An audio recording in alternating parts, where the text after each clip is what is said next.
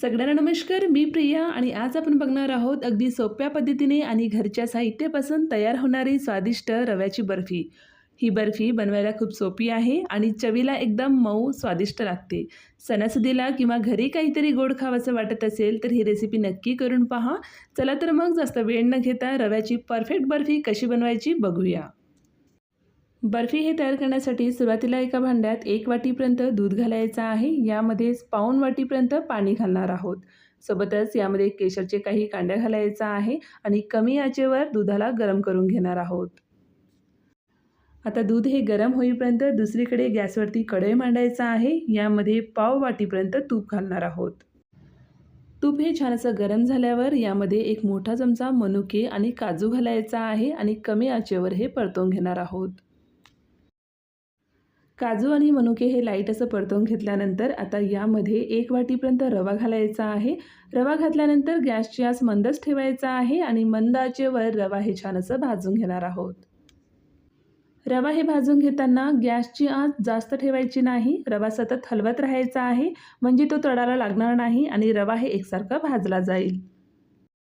रवा हे भाजून घेताना रव्याचा छान सुगंध येऊ लागला आणि त्याचा रंग किंचित बदलला की आपला रवा व्यवस्थित भाजला गेला आहे समजावा।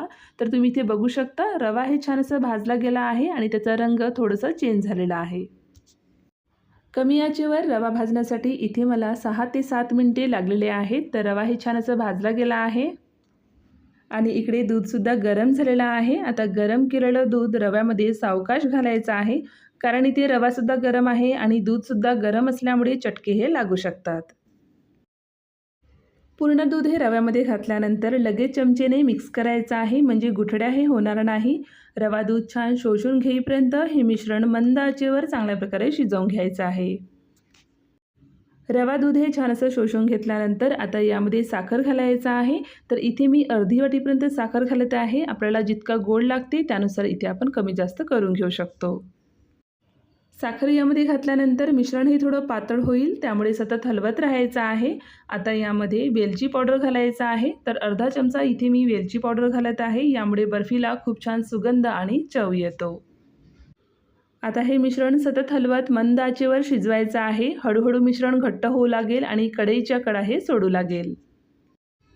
मिश्रण हे कढईच्या तळाला चिकटत नसेल आणि एकत्र येऊन थोडंसं घट्ट वाटत असेल तर आपलं मिश्रण इथे तयार झालं आहे समजावा। बर्फीसाठी मिश्रण हे बनून तयार झालेलं आहे। आता एका ताटाला किंवा अशा प्रकारे एखाद्या काचेच्या भांड्याला तूप लावून त्यामध्ये हे तयार मिश्रण काढून घ्यायचं आहे। तर यामध्ये मिश्रण हे भरून घेताना जितकी जाडी हवी त्यानुसार मिश्रण हे भरून घ्यायचं आहे। असं भरून घेतल्यानंतर आता चमच्याने किंवा वाटीच्या मदतीने मिश्रण हे व्यवस्थित असं पसरून घ्यायचं आहे। तर अशा प्रकारे मिश्रण हे भरून घेतल्यानंतर आता ही बर्फी पूर्णपणे थंड होण्यासाठी ठेवून द्यायचं आहे। तर इथे मिश्रण हे 2 भांड्यामध्ये भरून घेतली आहे। आता हे मिश्रण पूर्णपणे थंड होण्यासाठी ठेवून देऊ। बर्फी व्यवस्थित थंड आणि सेट झाल्यानंतर भांड्याला उलटा करायचा आहे। ते इझिली बाहेर येऊन जाणार। बर्फी हे बाहेर काढून घेतल्यानंतर आता यावरती चांदीचा वर्क लावूया। यामुळे बर्फी दिसायला अजून सुंदर आणि आकर्षक दिसते। बर्फी इथे परफेक्ट असा सेट झालेला आहे। आता आपल्या आवडीच्या आकाराचे तुकडे हे करून घेणार आहोत।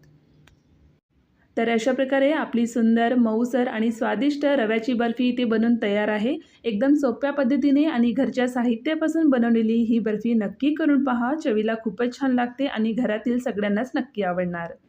तुम्ही ही रेसिपी करून पाहिली तर कमेंट्समध्ये नक्की सांगा की बर्फी कशी झाली। व्हिडिओ आवडला असेल तर लाईक करा, तुमच्या फ्रेंड्स आणि फॅमिलीसोबत शेअर करा आणि अशा सोप्या आणि स्वादिष्ट रेसिपीसाठी हनीप्रिया खजाना चॅनलला सबस्क्राईब करायला विसरू नका।